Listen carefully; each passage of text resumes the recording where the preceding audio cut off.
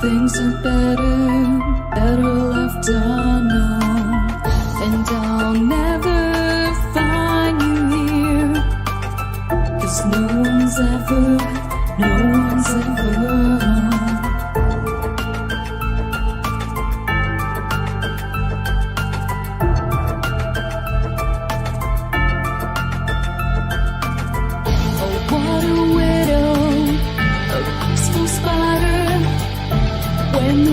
is clean, she's a sneaky hider.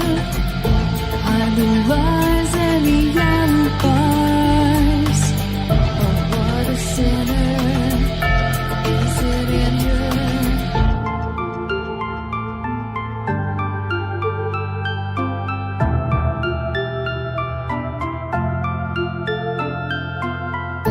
What's the truth in this riddle? Is love really just this simple? I can't seem to find my way in this world that never stays.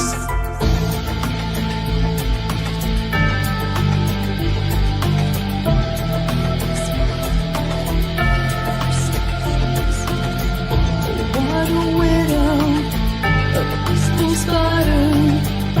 When the glass is clean, she's a sneaky hider. Hide the lies and the alibis. What a sinner. Is it in her?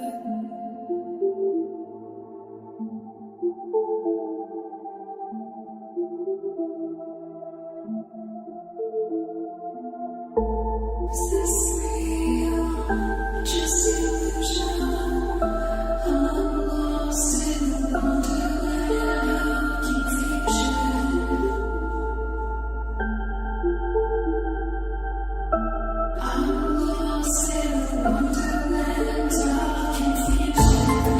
Real or just illusion, manifestation or a dark delusion? Is this real or just illusion? I'm lost in a wonderland of confusion.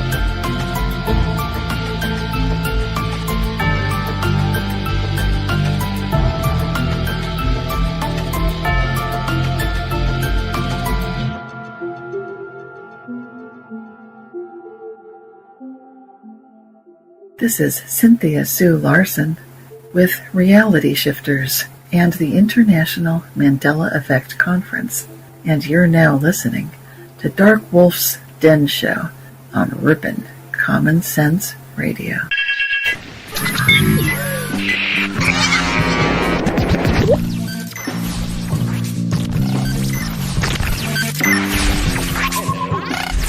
Hello.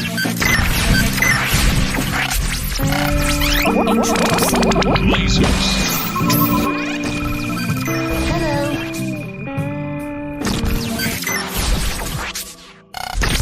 This station is now the ultimate power in the universe. This is your man Meta, aka Propagate This Light, and you're now listening to Darkwolf's Den.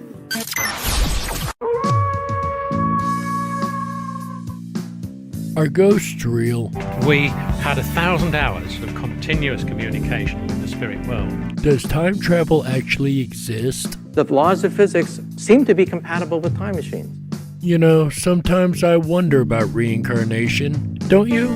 A 4-year-old boy in Adelaide, Australia, has told his parents that he used to be Britain's Princess Diana. What would happen if the world found out that aliens were real? I didn't say disclosure would be easy, but what is the alternative? To establish a space force as the 6th branch of the armed forces. We have so many questions and yet so little time, so to have you here, the pleasure is all mine. Coming to you from a secret mountain cave, hidden deep within the Idaho wilderness, this is the Darkwolf's Den Show. Now, here is your host, Jerry Hicks. That's right, I am Jerry Hicks, also known as the Dark Wolf, and welcome back to another episode of the Darkwolf's Den Show. Whether you're on the edge of reality, the edge of the galaxy, or the edge of your seat, we're glad you chose us to be right there with you. Ladies and gentlemen, tonight is Thursday, November 19th, 2020, and tonight we're talking about E.V.P. That's right, the electronic voice phenomenon found in a lot of ghost hunting case files. So sit back, relax, grab a cold drink and a warm blanket, and curl up to another episode of the Darkwolf's Den Show for November 19th, 2020. But first, today in history. On this day in 1863, U.S. President Abraham Lincoln delivers his Gettysburg Address, beginning with 7 years ago. When he finished giving this address, the entire crowd took in a collective breath of awe until the Secretary of State at the time stood and said, "We have just listened to a speech that will live through the ages." And that, ladies and gentlemen, could not stand more true. We still today know the words 7 years ago, and that, ladies and gentlemen, is today's Today in History. Truly an iconic speech. I wonder if he came back as a ghost, if he could give that speech as an EVP, right? Ladies and gentlemen, we are talking tonight about electronic voice phenomenon and or EVP. And this is where you're ghost hunting, right? You've got a recording device and you're listening around and suddenly you start asking questions but you don't hear no answer. And then you play the recording back and there is an answer there that was not audible when you were asking the questions. This has happened quite a bit, and there's actually a major distinction between EVPs and other phenomena, which we'll get to in just a moment. But in order to discuss this, we've got to bring in an expert. I always like to bring in the experts when it comes to topics, as you guys know. And this is no different, guys. You've heard him in a lot of the Ghosts series we did back about a month ago. Ladies and gentlemen, Grant Wilson.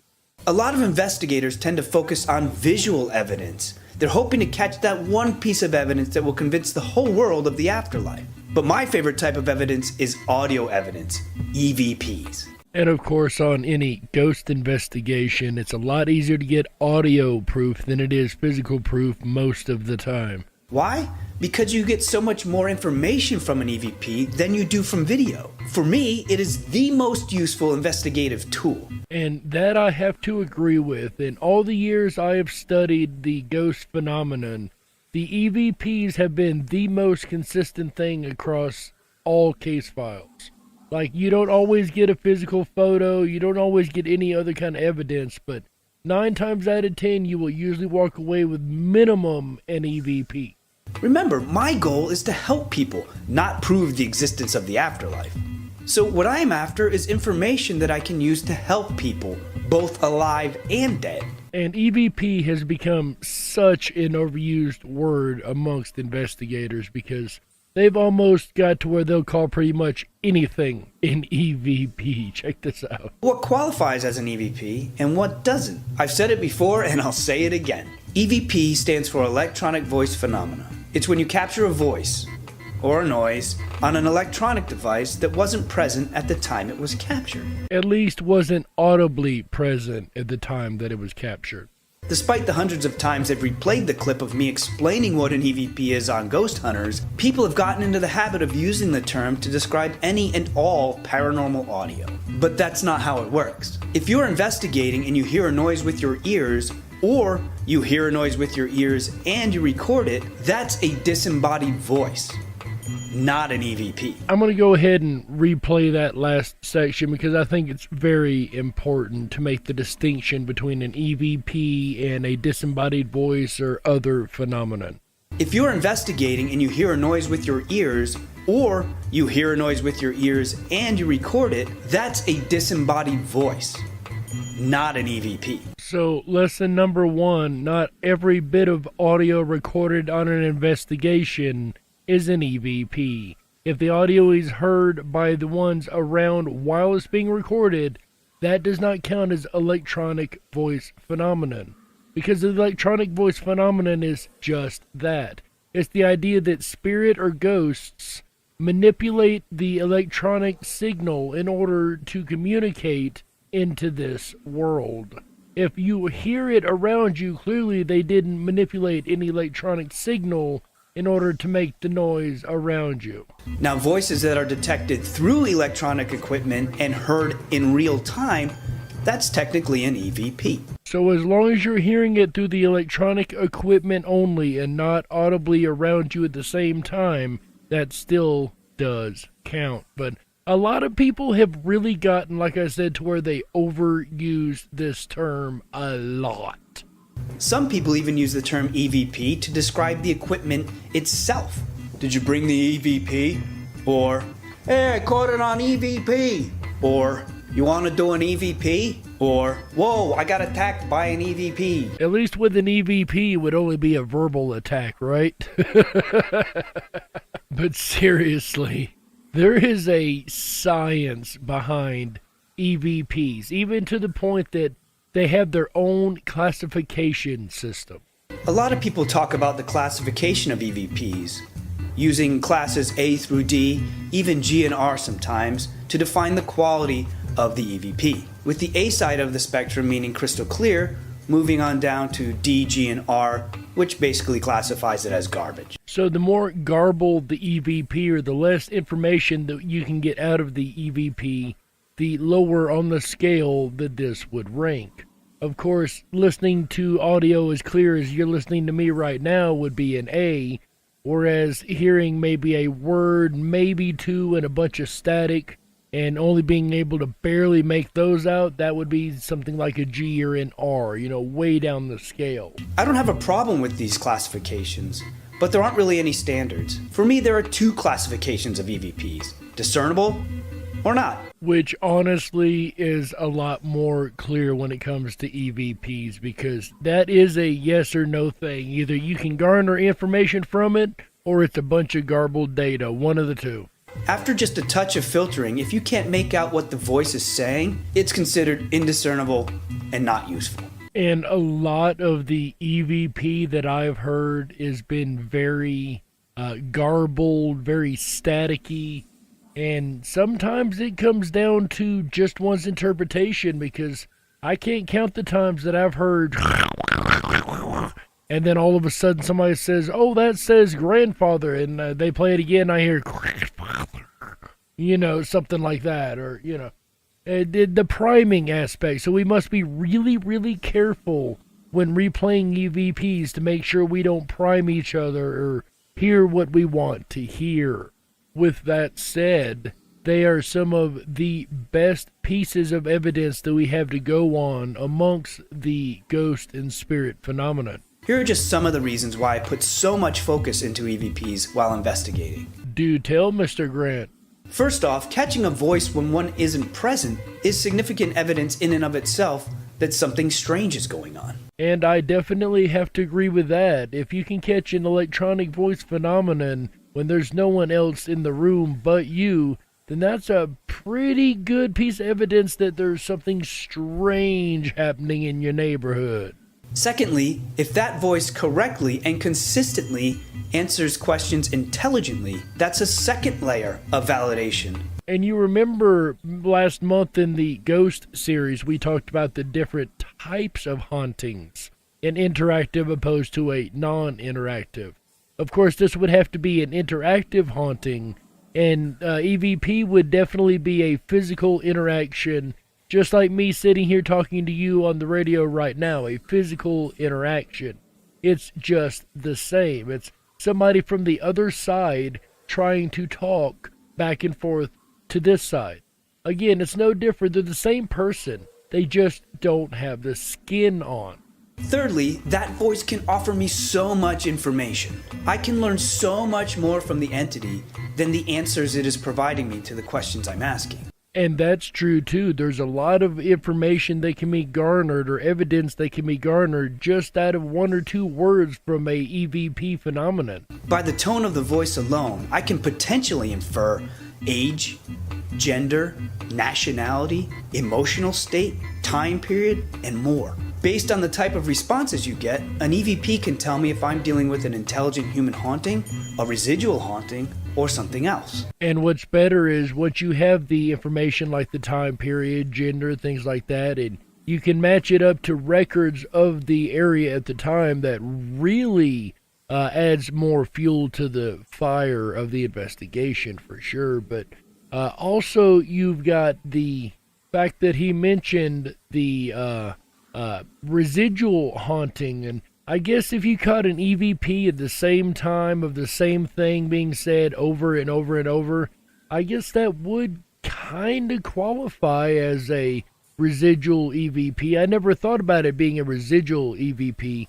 In my opinion, the only ones you could get was an intelligent haunting E.V.P. because it will actually interact with you, but I guess a residual wouldn't be much different, just replaying over and over and over. Again, an E.V.P. would be able to determine that, because if it's the same over and over and over, we know it's a stone tape or a non-intelligent haunting, opposed to a regular haunting, which would answer questions and things like that in real time. I've even used E.V.Ps to help demonstrate that someone wasn't schizophrenic. Now, that's really cool. When you can use E.V.P. to back up someone and let them know that they are not crazy, and you can actually capture what they're hearing on an E.V.P. recorder, then yeah, that definitely is really cool. That lets somebody know that they haven't lost their minds. One of the effects of schizophrenia is hearing voices in your head. I had the woman write down on a piece of paper quietly what the voices were saying in her head. Separately, I was able to catch those same phrases in different voices on E.V.P. Hey, I caught it on E.V.P. Wild, right? I love this field. It really makes you wonder now, doesn't it? You must be thinking back of every time somebody has told you, I hear voices, or I thought I heard something. They very well may have heard a voice, and it very well may not have been in their own head. E.V.Ps contain so much more intimate information than what you get on video. Exactly the type of information I need to help people. Plus, with audio, the funnel to catch the evidence is wider. You don't need to have it necessarily pointed in the right direction, like you do with video. Which is another great point. With video, just like any video, you have to have it pointed right at the entity and hope like heck that it shows on the video. But with an E.V.P., or the electronic voice phenomenon recorder, I should say, I'm just as bad about misusing that word as everybody else is. But with an E.V.P. recorder, you can determine, more information, because you've got all the air and sound frequency, if that's what it is, or even the electronics, can be manipulated more easily from a 360-degree angle, if you will, opposed to a straight-on linear, right in front of the camera deal, like he was saying it. Instead of having to be right in front of the camera where you can see it, you can catch an audio in pretty much anywhere around the air. But like anything else, you have to be careful here to avoid contamination. We'll get into that here shortly. As said before, E.V.Ps are so important. For example, one case we did back before the show involved a woman that was living in a house in New York City. Her family had lived there for 3 generations. Down in the basement, we kept getting an E.V.P. of the name Beatrice. We asked the homeowner who Beatrice was, and she had no idea. She contacted her mother, and her mother didn't know. And like I said before, if you can match up a name to a location in history, and those two pieces of evidence come together, then there's a really good chance that it is a haunting situation going on. But when you can't find any evidence to back up the E.V.P., well, kind of left a little head scratching, right? Well, that's what you would think. However, upon further digging, the mother suggested contacting the grandmother in a home. The response from the grandmother was, "Where did you hear that name?" She told us to head upstairs, knock a hole in the wall, and we'd find our answers. I'm all about knocking holes in walls, so we got permission, went up there, and busted a hole in the wall. Fortunately, we didn't find Beatrice in the wall. Oh, thank goodness. What we did find was a leather-bound journal. This journal was kept by the client's grandfather, who was involved in organized crime back in the day. There he kept a list of all his misdeeds to get it off his chest. Now, how could Grant have even known that there was a journal or anything behind the wall at all, or even where to go look, what level to look on? Whatever the case may be, how did Grant have this information on anything besides the name Beatrice on an EVP that meant something to the grandmother? So, once again, as an outsider coming in, he was able to find this journal that the grandmother knew was there, but there would have been no mention of it ever if the name Beatrice had not come up on an EVP recording. As we looked through the journal, we started seeing the name Beatrice. Beatrice was the name of this guy's mistress. Well, he got her pregnant, and she was gonna squeal, so he had his goons put her in a pit in the basement and cement it over. Well, at this point, we decided to head down to the basement, and sure enough, there was a patch of cement right where we were catching these EVPs. Wow, I mean, how much more proof do you need? The fact the name came up, and it happened to be the mistress, and the mistress happened to be entombed underneath the house. There's no way they could have known that. That is absolutely insane. At this point, it was out of our hands. We gave the journal to the police and let them handle the rest. Now, we weren't there when they investigated, but we did find out that we were able to solve a 6-year-old missing person case with an EVP. And I was having a conversation with somebody the other day that said that detectives don't use the paranormal. They can't. They don't use that. Otherwise, there'd be stories all the time. Clearly, this person hasn't done their research, but that aside, there is a lot of case files where the paranormal has solved old cold cases, things like that. And this being yet another example. But now that we've got an idea of what an EVP is, the electronic voice phenomena, we know what it is now. But how do we catch it? What kind of equipment do we need in order to catch an electronic voice phenomenon? Is there anything special, or can you walk out with a basic memo recorder and catch EVPs? Let's talk equipment. When it comes to capturing EVPs, basically anything that records sound will work. Just some things work better than others. So if you're an amateur paranormal researcher and would like to get into catching EVPs and doing more ghost investigation, you don't have to go out and spend hundreds of thousands of dollars on fancy equipment and the top of the line recorders and all that. Just a very, very simple, basic audio recorder is all that you need. Now, EVPs are technically a type of instrumental transcommunication, or ITC. Admittedly, I got out of studying the ghost phenomenon for quite a few years, and I didn't touch any phenomena for about 5 years with the Mandela effect. That was all I really looked at. But that aside, I didn't really touch a lot of the paranormal phenomenon there for a while, like I said. And this ITC is a newer thing to me. When I went back about 6 months ago and maybe a year ago and started redoing this research, I found this ITC, and I had never heard of ITC, of course, and had no idea what it was. And the more I got to looking into it, the more impressed I was that they've really brought this thing down to more of a more focused science. ITC is defined as communication with non-physical entities through electronic devices. But I'm going to focus on EVPs here and not delve into the entirety of ITC itself. Okay, so I'm going to go on a little bit of a rant here. There's a channel on YouTube called Huff Paranormal, and he uses what's called a spirit box, and he's not the only one, don't get me wrong. He built his own, and I think he's got a pretty good version. Mind you, I don't trust his information, but that's a whole nother bag of worms. But what I want to get to is the fact that these ITC devices, so the problem that I have with these, you've got your output, you've got, your audio output, you've got, usually there's a couple crystals on these things, or you can buy just a very basic one, a handheld one. But my problem is that what it does to get the audio is it scans all the different radio stations continuously, just always scanning, and stops when it picks up audio, and that's it. So you can see why I have an issue with this. If you're trying to collect an E.V.P. using an ITC device, this is a device, once again, that is got preloaded audio in it that the spirit can use to manipulate and talk through, opposed to just a voice recording device. These are two separate types of devices, really, truly.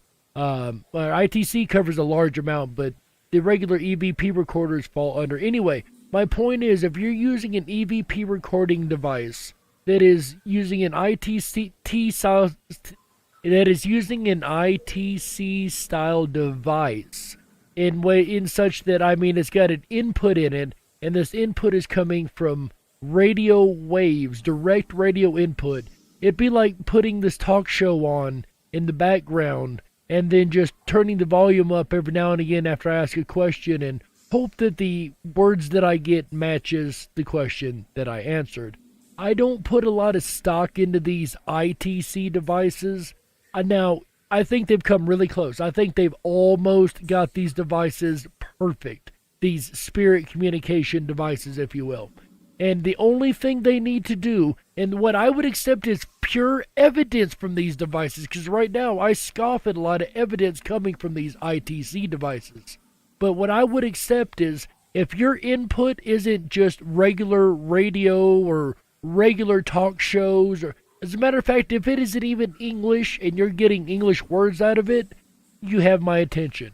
But what I want to see is an ITC device that uses nothing but just random sounds, beeps, bleeps, donks, bumps, tones, just random sounds in the audio, just being replayed over and over. Now, if a spirit can manipulate that and still create an E.V.P. just as easily as it does in a regular recorder, then you have my attention. But I think these ITC devices are really easy to rig. And I think they've got the science almost right. I think they've got these devices almost right. If they will change the input, if somebody will build a spirit box, if you will, and they will change the input from a radio input, or at least even an English input, to just sounds or a foreign language, and we can still pick up phenomenon, then you definitely have my attention. So if you guys want to build a box like that, definitely let me know. I would love to see these things in action. That aside, let's get back to the show before I go on another 20 minutes worth of rant. I'm sorry about that, guys. When it comes to the paranormal, I love the topic so much, I get a little uppity about it sometimes.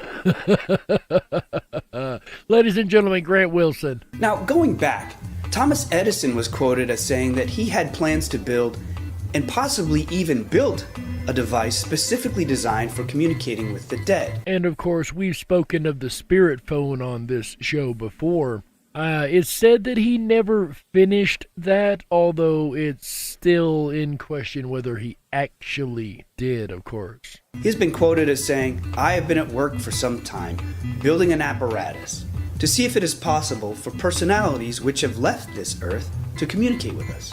Unfortunately, we have no evidence that he did anything more than just think about it. Like I said, there's been no device found that is claimed to have been his. So if he did, it was buried or it was stolen after the fact. Now, moving forward, Attila von Saleh, a photographer, was one of the first people to build equipment specifically designed for capturing EVPs in 1941, using a 78 RPM record. Now, this I didn't know about, so this is an interesting history lesson for me.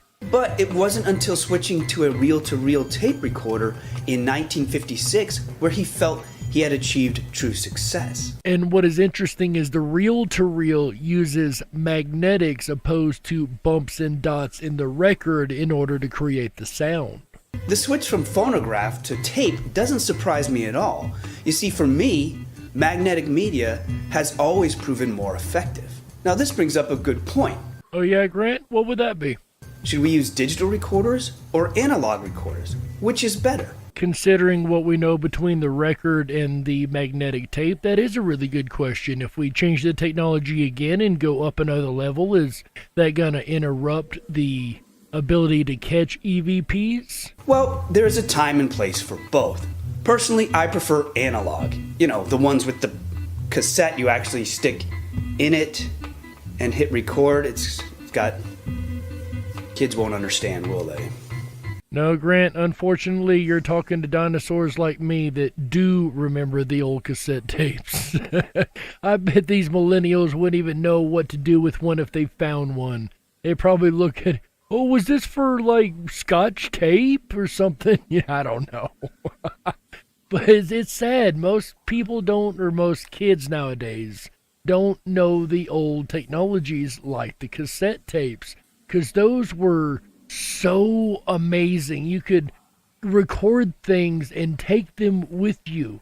I know I'm getting a little too excited about cassette tapes, but cassette tapes were the original ability to record E.V.P phenomenon, the electronic voice. The magnetic tape was able to pick up the differences, I even dare say, in the atmosphere that was being given off by the spirit. That's what I try to stick to. Sadly, they're becoming harder and harder to find. And the ones you do find are either old or not fantastic quality. And it's sad that they're going away. I really feel like we're going to lose a vital investigation tool with the disappearance of magnetic media. And I completely second that.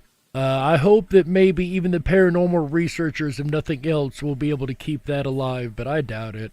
Now, you saw us using digital recorders on ghost hunters because it was logistically more convenient. First, we didn't have to worry about storing countless numbers of tapes. Second, the length of recording time wasn't limited by the amount of tape on a cassette. Third, we didn't need external microphones like you do with analog recorders. Fourth, it was much easier to transfer the files onto a computer for analysis. And fifth, we didn't have to ship any tapes to the production company. We could just email them the files instead. Truly convenient, especially for our scenario on ghost hunters. But that convenience came with a price, in my opinion. You see, I'm not even sure why digital recorders can capture EVPs. Oh yeah, and why would that be, Grant? Hear me out. They create a digital representation of the sound that was present at the time of recording, but they don't record the actual sound. Digital recording samples the sound waves at regular intervals, rather than just capturing the sound waves directly from the microphone. It's like comparing an incandescent light to a strobe light. A strobe light can flash so fast that it appears that it's constantly on, but it's only the illusion of it being constantly on. Only an incandescent light is actually on the whole time. If you compare an analog wave to the actual sound wave, it's going to look exactly the same. If you compare a digital wave to an actual sound wave, it's going to look jagged and broken up instead. That means less data. That means less accuracy. That would mean that spirit is literally manipulating the device itself in order to create the sound. And that's always been a question amongst ghost researchers and spirit researching, is whether or not the ghosts are manipulating the device or they're just speaking and using an energy to push through and be heard on the device. But if they're being picked up on digital recorders like that, and my same theory about the ITC spirit boxes, and even if you just use white noise, I keep thinking about this, even if you just use white noise as the input, that would work, but it's the same deal. The fact that the spirit has to manipulate the audio in order to be able to speak in this realm, I think digital recorders actually may suggest that that is exactly what's going on. It's a manipulation opposed to just like I'm doing right now, sitting here and talking to you and you can hear it. Now, the analog recorders record on magnetic media. Magnetic media means typically tapes. Sometimes they're big, sometimes they're small. Now, the funny thing about magnetic media is that not only does it record sound when you press record, it's also prone to imprinting, even when it's not in a recorder. Yes, unlike digital, with analog, you can capture EVPs without even having the tape in a recorder. And once again, I think this points to the evidence that spirit is able to manipulate magnetic waves, at least to some degree, and able to manipulate the media in order to be heard, opposed to just, well, like I said, the regular sound waves. It's like it's a whole different media crossing realms. Crazy. Which begs the question, are EVPs even recorded at all? Or are they imprinted while we record? Or both? And that actually is a really good question, and it goes back to, once again, the main discussion that's been going on in spirit research for a long time is, how does spirit effectively use audio devices and magnetic audio devices, magnetic media of some type, in order to communicate? I often leave a blank cassette in a client's home while I investigate.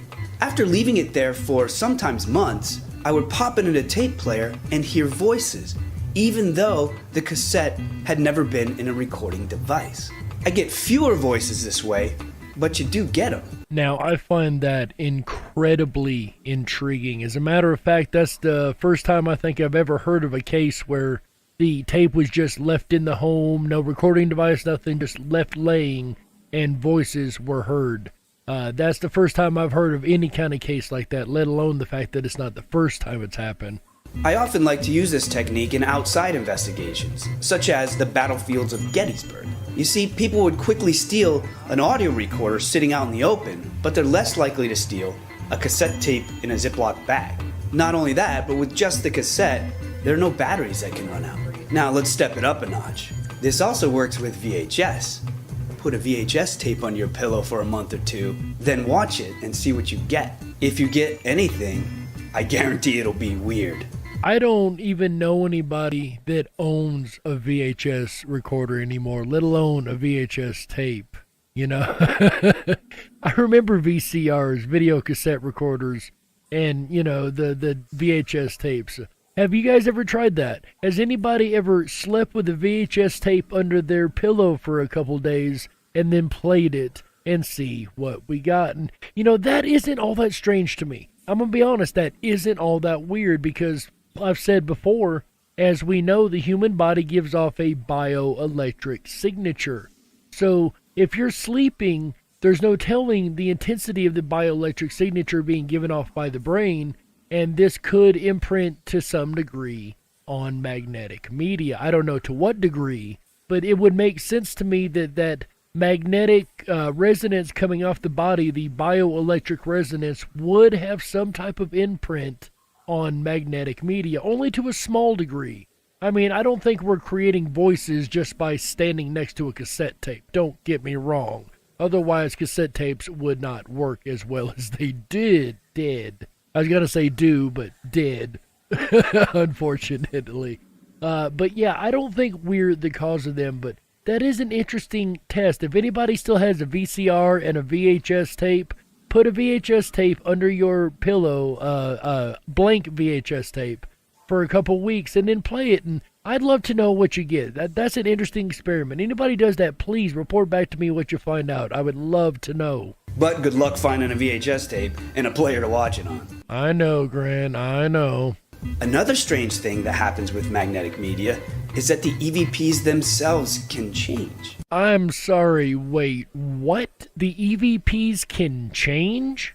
Another strange thing that happens with magnetic media is that the EVPs themselves can change. Sorry, I just wanted to hear that again to make sure I heard that right. So, Mandela effect anybody? I can't count how many times I've captured a great EVP, gone to show it to another investigator, only to find that it changed volume, or pitch, or duration, or even changed what it was saying. And sometimes they just disappear altogether. I'm sure he didn't have the context for it at the time that he made this, but yeah, that sounds classic Mandela effect. Some little aspect of it wrong or different or completely missing altogether. Yeah, that is classic Mandela effect. Now keep all this in mind when using analog. The EVP you're hearing could potentially have come from anywhere along this tape's journey from manufacturer to you, not just from when you bought it. When I was doing in the field investigations, this was an unknown issue. Now, digital recorders don't have this problem. Once you catch an EVP, you've got it. It's not going to change volume or pitch or content, and it's not going to disappear unless you delete it. So is there any specific equipment that we should be aware of for capturing EVPs? Now, when it comes to specific recorders to use, just about anything will do. Just know that typically you get what you pay for. Do your research and find out which recorder is best for you, your specific techniques, and of course, your budget. For analog, I recommend considering the following features. Something with an external microphone port. When using an analog recorder, be sure to use an external microphone, or else you'll pick up the grinding sound of the gears that are moving the tape itself. You know what grinds my gears? Picking up the sound of grinding gears in a cassette tape. Something that uses larger cassettes. Small cassettes are fine, but the larger ones are usually higher quality, easier to find, and record for longer. Oh, and always use a new cassette. You don't want an old recording bleeding through the new one. Very wise advice indeed. I don't ever suggest recording over anything when trying to catch an EVP. If you can, only record on one side of the cassette. This will prevent audio from bleeding through from the other side of the cassette. Yet again, another trick that we were unaware of when I was doing field research, but a really great piece of information to keep in mind just the same. Something with playback speed control. Analog recorders typically don't have a very good time-stamping feature. Being able to listen as you fast forward will aid immensely in finding your EVPs again. Plus, you can slow down the playback of an EVP using this feature. Very handy. Okay, Grant, so say I decided to get a digital recorder instead. What kind of qualities should I look for in the digital recorder? Now, for digital, I recommend considering the following features.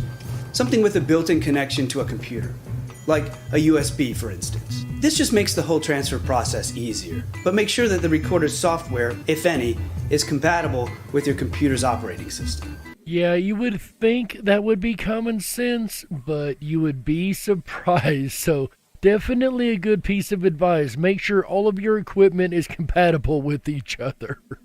Something with a large storage capacity. The larger the storage capacity, the longer it can record without you actually being there.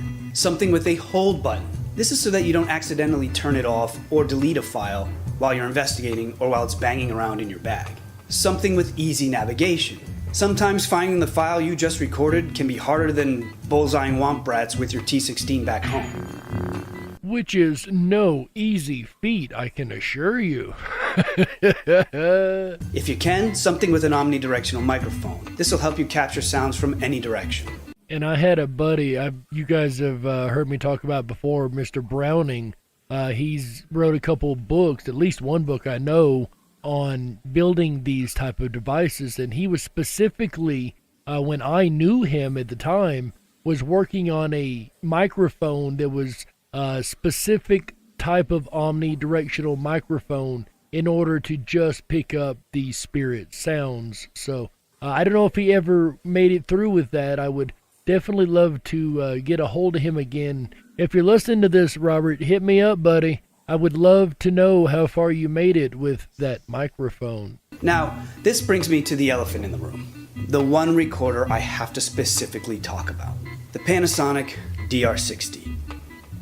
No, I don't actually own one. Here's why. The Panasonic DR60 is a recorder made famous for its uncanny ability to capture EVPs. I mean, like every time you turn the dang thing on. Every time. Even for just like 5 seconds. That right there would raise red flags with me, left, right, and center. That is the last piece of equipment that I would want as a paranormal investigator, because I couldn't trust the data. With that type of track record, naturally everybody in the ghost hunting community wants one. Gotta have one. There's just one problem.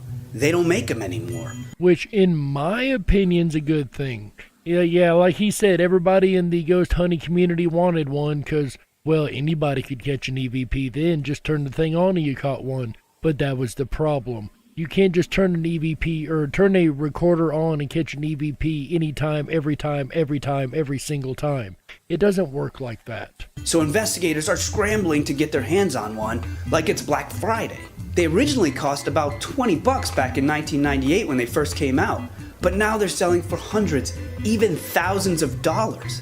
It's insane. So what people are actually getting for all their hard-earned money is still a $20 tape recorder from 1998. Now, you remember earlier, Grant said when it comes to these devices, you get what you pay for, and I can verify that is true. You get what you pay for. The cheaper quality of the device, the less quality of the device you're going to get. This was a $20 tape recorder in 98. That was cheap even for 98. The recording quality is so low that it continually produces false positives. It's very difficult to even make out what you said, what you intentionally recorded. Because the recording quality is so low, the supposed EVPs it captures are typically loud and aggressive barking sounds. Maybe it's because they're demons. Oh. It's demons, they're everywhere, they're gonna get us, they're everywhere, we're surrounded. Just kidding. These gravelly sounds are very easy to misinterpret as voices, thanks to the psychological phenomenon known as pareidolia. And oh yes, audio pareidolia is definitely a thing. Basically, our mind's ability to find familiar patterns in complex stimuli when no real pattern actually exists. Now, this doesn't mean that the DR60 is incapable of capturing EVPs. Some of my closest friends and peers in the field use it to their success. It's just, for me, why use a tool with such high potential for contamination and misdirection when there are far better tools readily available and for much cheaper? Which goes back to what I was saying a moment ago, is I could never trust the data coming out of this recorder, so there's no way I would ever use it to begin with. I'd be glad to have just one solid, helpful EVP a year over thousands of questionable ones. And that statement, I fully agree with. I'm gonna get on a tiny little soapbox here for a minute. Bear with me. In my opinion, the DR60 exacerbates a growing problem in the field. I'll do my best to explain it. Increasingly, investigators are relying on devices to give them something, anything, any kind of feedback, constantly. They would rather get more feedback that makes less sense than less feedback that makes more sense. It seems like they don't feel they're making any progress unless something is beeping or lighting up or spitting out a word. It's like they constantly need something to react to, even if they aren't sure what the device itself is reacting to. They're constantly thirsting for something that will give them what they're hoping to get, whether it's real or not. Which can be extremely dangerous, especially when it comes to validation in this field. It's a real problem. I'm always leery of paranormal investigation equipment that is able to consistently produce exactly what I want it to. One thing I've learned with all my experience is, if it happens regularly, chances are it's not paranormal. And I'm going to go ahead and jump up on my soapbox here for a moment one more time and go on just a little bit more of a rant. So one issue that I have found amongst paranormal investigation is the fact that most all, if not all of the equipment that we use is electronic equipment, which means it's giving off a magnetic signal into the environment. Now, I would argue that sometimes some equipment is picking up the signal of the other equipment that you're carrying with you.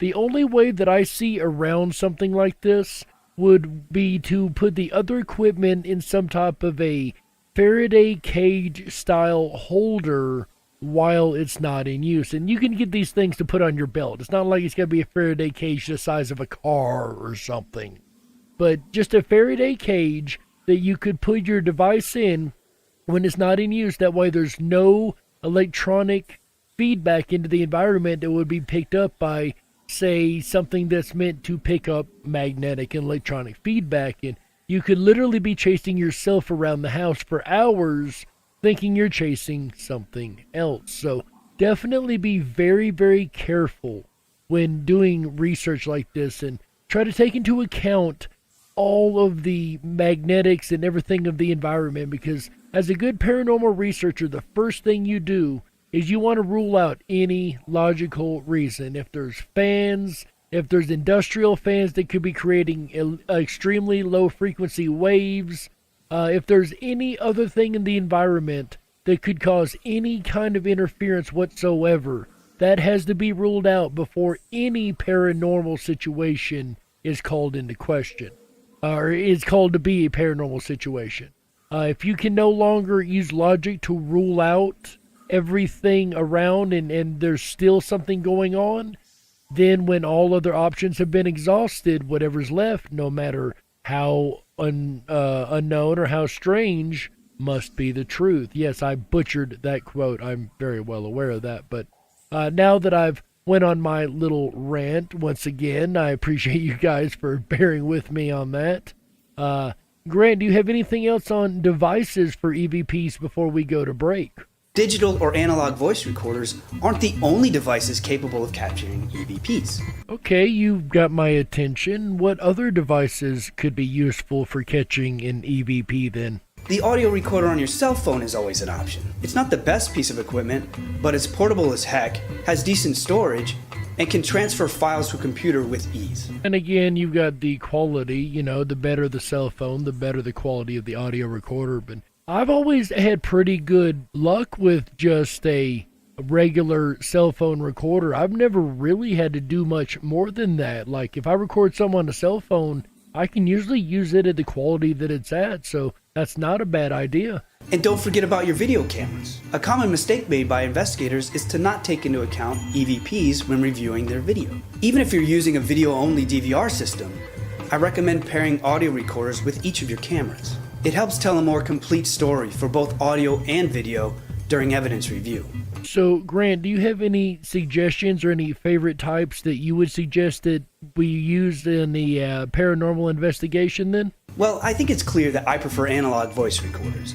As do I, Grant. And I know I've went on a heck of a soapbox so far, but it really is important information. If we're going to do this, if we're going to be validated as real, as legit, the evidence and information we put forward accepted as such, then we need to be able to prove the evidence is solid before going any further.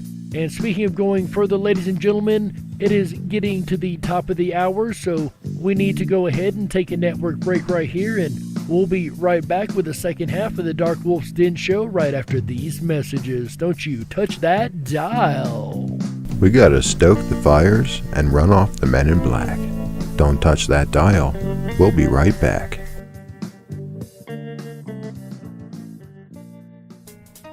Sex in the city? Nope. Interview with a vampire? Nope. If you build it, they will come? Febreze? Tweeze in the middle? Wrong again. Depends. Nope. Welcome to the Twilight Zone, my friends.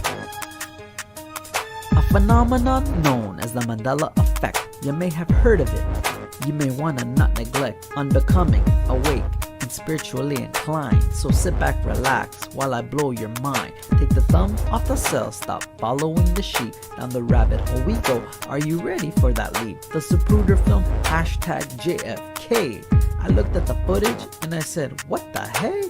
How come there are 6 people in that dang car? Stretch limo, for me, this was all too bizarre. A glass behind the driver, no way, Jose. I remember before in the car, my mind was in total disarray. Trying to make sense of what I was seeing, what I was witnessing. Didn't connect with my inner being. A second woman in the car for me was only the first lady. Do you smell what the rock is cooking? All this seemed kinda shady. Berenstein Bears. Nope. Shazam? Sinbad? Not in this reality. Good lord. An awakening. Was it all a revelation? The naysayers and skeptics call it confabulation. They say we misremembered and call us bat crazy. Did you smoke a doob? Maybe that's why it's a little bit hazy. Unless you experience it, you'll never know. But enough of that. On with this Mandela effect flow. Mandela effect in the house. What in the world happened to Ed McMahon? In this reality, Publishers Clearinghouse was not a fan. Never the spokesperson, but we remember it clear as day. McMahon holding that check while the winner yelled out, yay! American Family Publishers, never heard of them until now. This Mandela effect has me raising the people's eyebrow. So many theories on what it could be. Have you ever heard of CERN and the LHC? Luke, I am your father. Nope. Sally Fields? Nope, wrong again. That stands for the Large Hadron Collider. I thought I would mention. You know, the machine that opens up portals into different dimensions? You're probably thinking that this is all science fiction, but you gotta think outside the box and have no restrictions. Alternate realities and parallel dimensions. Okay, I get some of your apprehensions. Could this all be a spiritual evolution? Cause the human race has grown tired of this toxic pollution. Mandela effect in the house. No, you're not going crazy. Some people, they just don't understand. That's just the way it is. You know? Stay strong, my friends. That's just the way it is. Dolly has no braces? Are you serious? Good lord. Joel Osteen. Oh wait, Joel Osteen. So what the heck happened to the owl? Oh my gosh. Oh, this is definitely the Twilight Zone. This is crazy. Anyhow, Juanito 1975 with perhaps the greatest rap on YouTube. Juanito 1975 is going to be a guest this weekend. I'll tell you about that in just a moment. But first, are you enjoying tonight's look at electric voice phenomenon? If you've enjoyed the Darkwolf's Den Show and this look at E.V.Ps and have not done so already, please make sure to thumb up that video, hit that subscribe button, and ring that bell. You'll get our notifications every time we go live. Jerry Hicks and the Darkwolf's Den kicks off the weekends right here at the Rippin' Rabbit Hole every Wednesday and Thursday nights, starting at 7 p.m. Pacific, 9 Central. I'll be back again tomorrow night, Friday, November 20th, starting at 7 p.m. Pacific, 9 Central, for a look at right versus wrongs. That's right. What are our rights? What perhaps are our wrongs? Is there a right way to do wrong? Join me tomorrow night and find out. Then Saturday night, we'll dive through the rabbit hole of attention deficit together. It's going to be a lot of fun if you can pay attention. We're going to explore exactly how we deprive our own selves of attention. More importantly, how we can harness and utilize techniques that allow us to focus more clearly in our day-to-day lives. That's Saturday night, November 21st, and then we'll end out the weekend November 20th.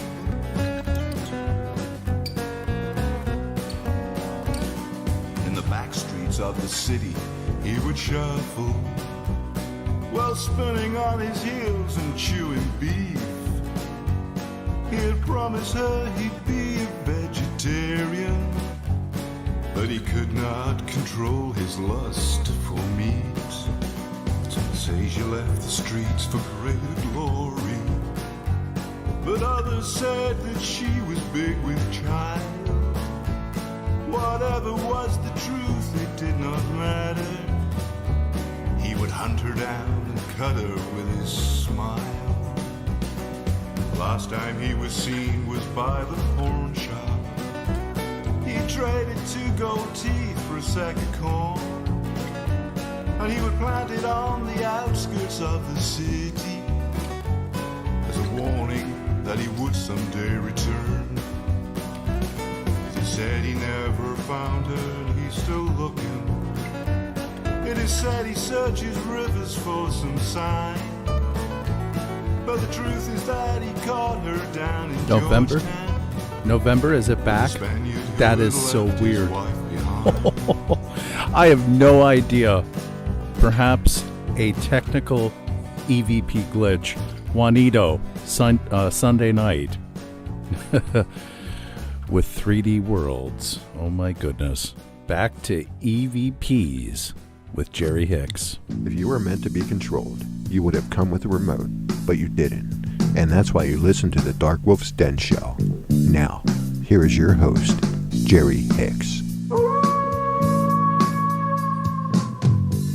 That's right, I am Jerry Hicks, also known as the Dark Wolf, and welcome back to the second half of the Darkwolf's Den Show. Whether you're on the edge of reality, the edge of the galaxy, or the edge of your seat, we're glad you chose us to be right there with you.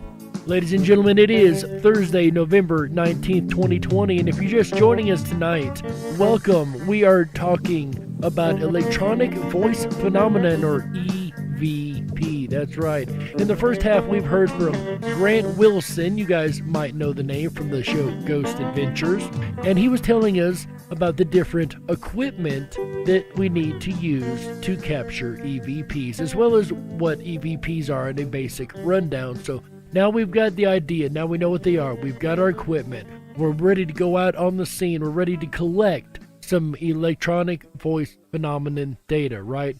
So is there any particular styles or anything we need to know while we're investigating in order to do this correctly, or in order to catch these EVPs? The act of collecting EVPs can really be done however you wish, but here are the two main techniques that I use. The first style is called active EVP. Active EVP is when you try to engage in an active conversation with an entity. Essentially, you press record, ask a question, wait a few seconds for a reply, then stop recording and immediately review what you just recorded. This is your classic collection style. This is what we did most of the time. For example, I hit record. Who is the best investigator out there? Hit stop, instantly rewind, and let's see if we catch a voice. Who is the best investigator out there? John Zaffis. Huh. Guess that wasn't the answer he was expecting.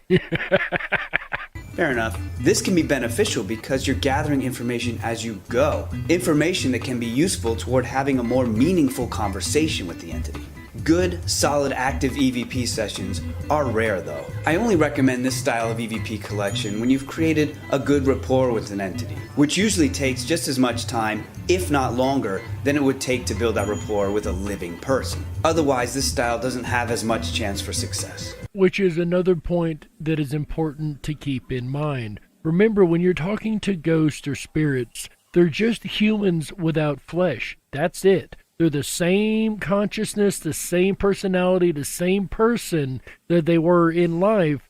They just don't have the physical flesh body like we do. So building a rapport is, like he said, takes just as long as with a regular person, because that's exactly what they are. And I can tell you from personal experience, he's right. There is a rarity in catching EVPs on a first session going in somewhere, like using that particular style of just asking the question and hoping for an answer, because most of the time you won't originally get anything on a first investigation. One of the cons of this style is that you're not constantly recording. Every time you stop recording to rewind and listen for an answer, you may be missing more EVPs because you aren't recording. This is easy to overcome though, by simply having a second recorder going that records the entire endeavor without stopping. Once again, if you have multiple equipment running, I would definitely suggest at least one of them being a Faraday cage type device. Now, the second style is called passive EVP. Passive EVP is what you saw us doing a lot on Ghost Hunters. This consists of letting the recorder run as you move through the following phases. The first phase is simply to turn the recorder on, record the location, the number and gender of investigators present, as well as the date and time. Then you want to quickly move into the first room you're investigating without saying anything. Oftentimes you'll stumble upon a conversation already in progress. So now that there's a record of everybody involved in the investigation, you continue on. The second phase is you want to ask pointed questions. The point of this phase is you want to ask specific questions in an attempt to get intelligent answers from the entity. For example, if I ask, "What's your name?" and I get the response, 99.9 all rock all day, chances are I'm getting some kind of contamination. But if the response to "What is your name?" is "Dead Uncle Fred," well, then I know I don't want to talk to him. Now, if I ask the entity, "Do you like tater tots?" and I get the response, "No," well, then I know I'm dealing with something inhuman.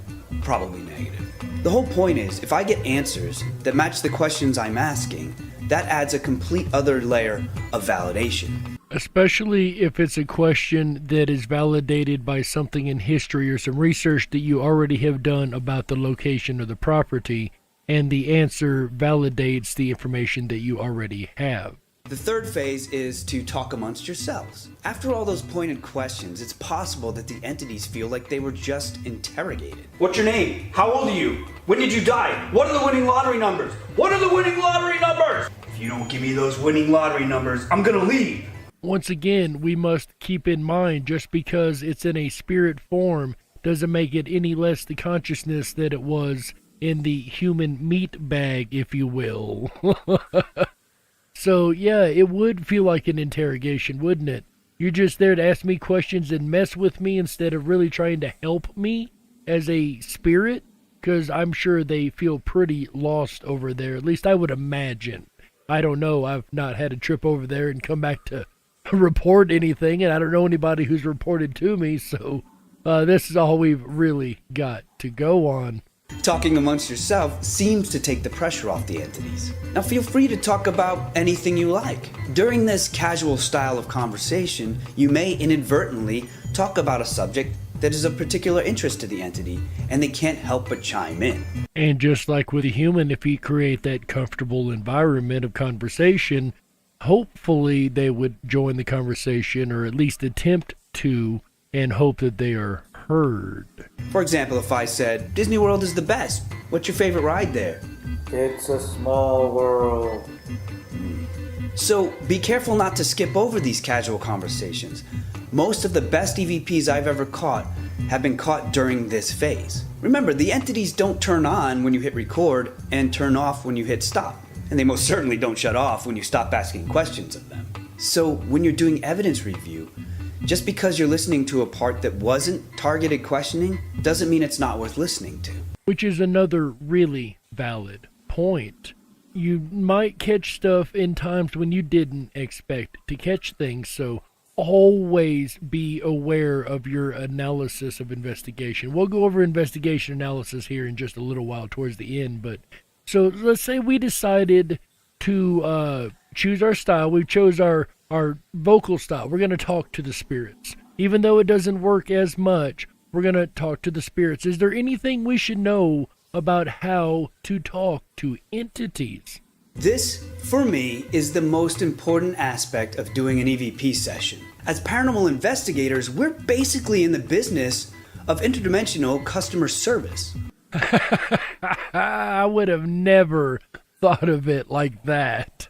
I guess I would be just cut out for it then, because my mortal job, if you will, for many years has been customer service. And yet again, I find myself in a customer service thing here because I'm here to serve you guys. You're my customers, and I'm glad to provide the service of information.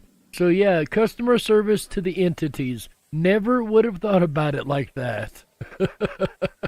While we do encounter other types of hauntings, typically we're dealing with intelligent human entities. And the most important thing to remember when dealing with intelligent human entities is that they're just that, human.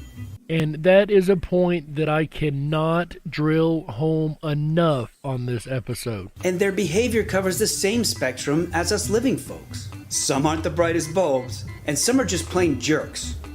Just like living people. But most are good. We're the same person on the other side that we are here, so if you're a good-hearted good person, you're probably going to remain that way.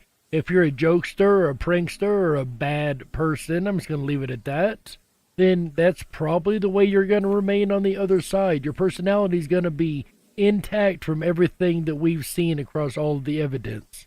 I mean, I could go to, say, the grocery store. Pick up some tater tots, of course. Am I the only one that thinks he's got a serious tater tot fetish that he should probably talk to somebody about?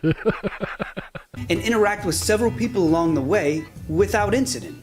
This is usually how it goes when we interact with human entities. However, there is a time and place to be stern as long as you clean up the mess afterwards. But most people respond best to respect, thoughtfulness, and kindness. Who knew? You can catch a whole lot more flies with honey than you can with vinegar. I find it best to try to create a relationship of trust, peace, and fun.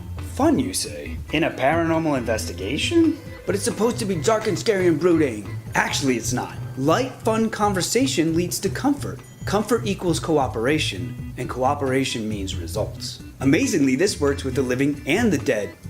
Give it a shot. And once again, as we spoke of earlier, if you create that environment, that calm environment of conversation, and you're coming into someone's home a lot of time, a home they lived in for most, if not all, of their life. And if you come in acting respectful and, having conversation and talking and being respectful to the entity, you're going to have a lot better chance of getting an interaction than if you come in being not so nice, and let's put it at that. Now, if someone is actually out and about doing paranormal investigation, they have to at least be open to the idea that there may be an unseen entity there in the room with them. So let's not pretend they aren't. Let's talk to them as if they actually might be in the room with us. I got a cousin listening. Shout out to you, James. I appreciate you, brother. Cousin, actually. But seriously, though, he recently has lost someone very close to him. And I personally, as you guys know, the day before we started the first episode of this show, lost my best friend also. So it's comforting to know that they're still there. And I can't count the times, and I'm pretty sure my cousin can also agree. And anybody out there who has lost someone, I'm sure you guys do this too. Do you talk to the air because you feel they're there? I do. I do it all the time. I'm not even gonna lie about it. If I feel that there's an energy there that I feel is most likely her, my best friend, then yeah, I talk to the air. I talk to the air all the time. And I'm sure I'm not the only one. And it's comforting to know that most likely I am talking to something. It might not be the entity I think it is. It might be.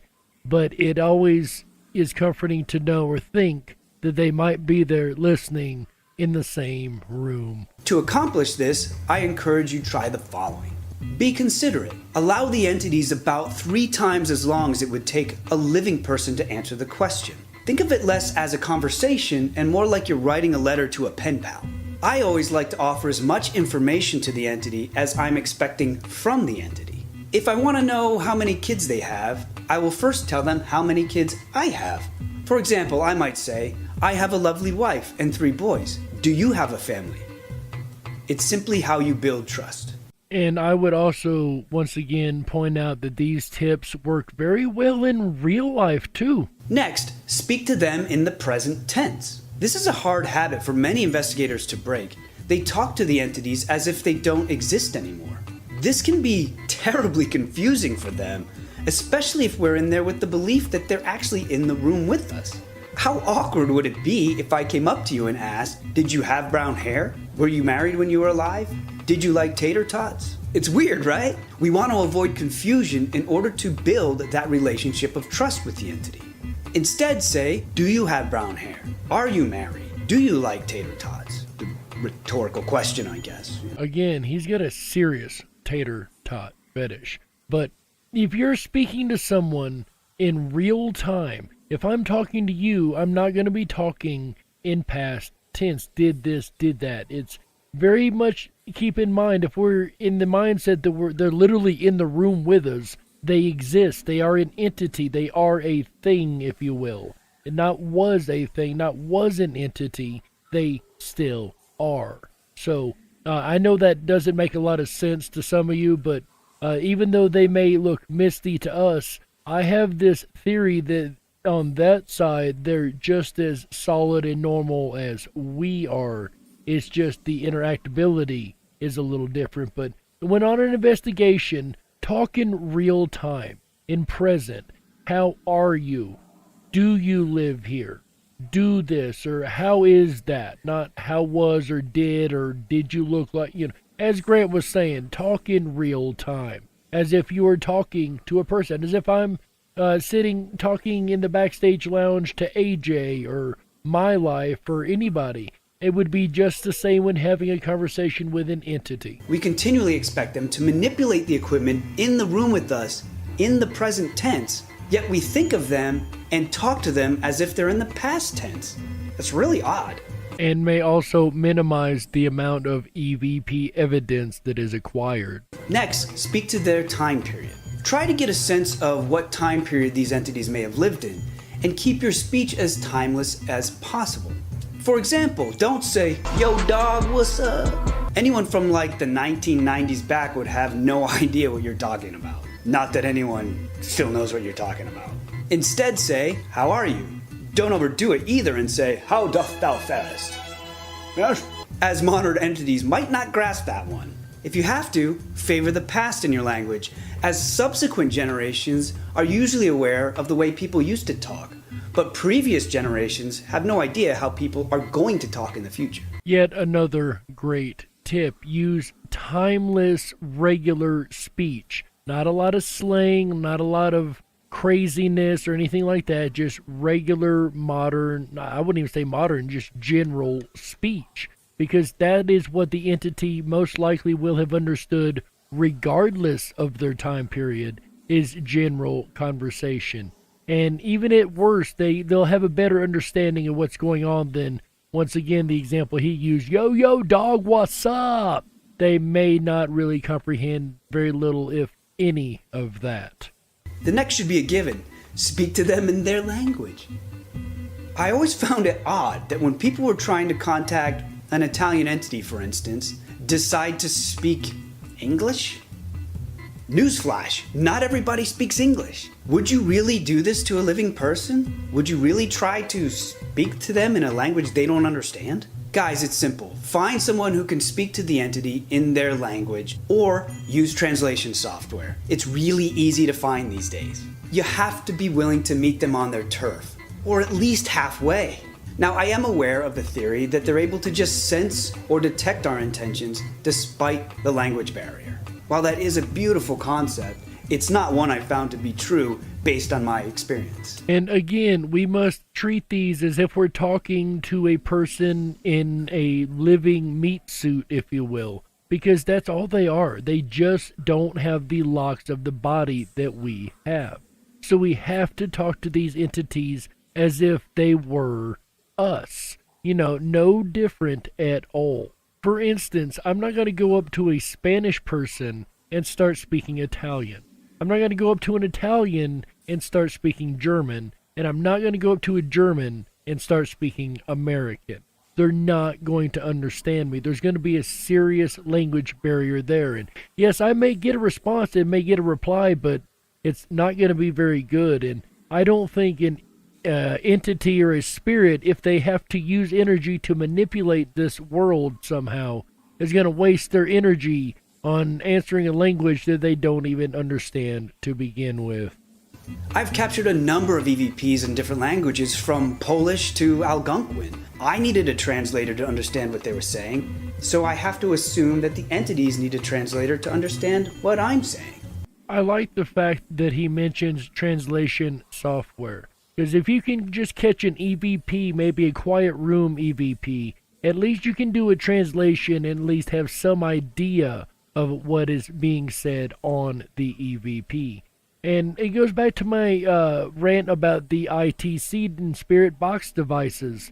The fact that if you're using another language and you're trying to catch English, and they're able to manipulate the device into saying English, or just using sounds, and they're able to create language, that is more impressive than